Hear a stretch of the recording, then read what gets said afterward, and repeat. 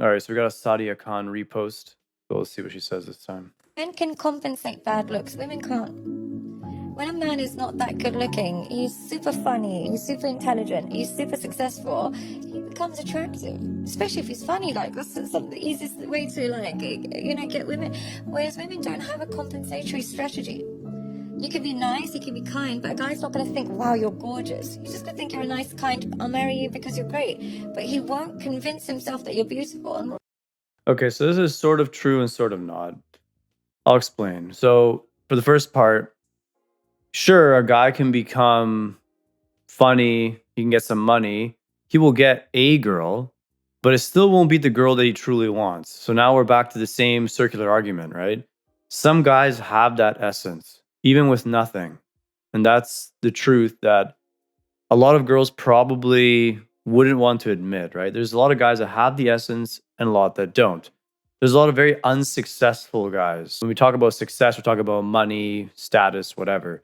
There's a lot of guys that are in the prison system that have that essence and girls just want them. Okay. What is that essence? It's some sort of a psychological essence or framework or way of looking at the world, some sort of deep ingrained confidence, something like this, right? Where they truly live purely, whether for themselves or for a greater purpose or something along these lines, right? Some guys just have this essence, and that's what makes them attractive. So if you're a guy and you do all these surface level things, sure, you could become more attractive, but it doesn't mean you'll still have that factor that makes girls really, really want you. The reverse is true for women. If a girl's not super attractive, sure, there's a certain component that's not completely fulfilled, but guys will still settle way faster than girls will settle. Like way faster. So it's not the same. I still think you can make the same argument on both sides. And even when guys are in this position, they will settle way, way faster than girls would or do. Not really. Whereas for women, when you're the funniest guy, you become super handsome. It's like we get this like lens on us. If you're super, you can become super handsome to a woman in her lens. But for a man, if you're unattractive, you're unattractive. Even if you're nice, pretty, kind, caring, they'll still be with you. I'm not saying they won't choose you, but they're not blinded to your looks. They're not going to be like you're the most beautiful girl in the world. They'll still recognize that you're not that attractive. Such is the nature of life, I guess. I mean, if we're going to talk about the unfairness of things, this is no different than a guy being born at like 3'5" or something. There are certain facts that are just uncomfortable truths, right? And we can't avoid them. We get given a certain hand, and there's only so much that you can do with that hand. When it comes to the mating process, there's a lot of things you can do outside of mating. Like you could become top level scientist or whatever. You could do research, you can do arts, all kinds of things you can do outside the realm of dating. But when it comes to dating, there are some limitations and we can't completely run away from these.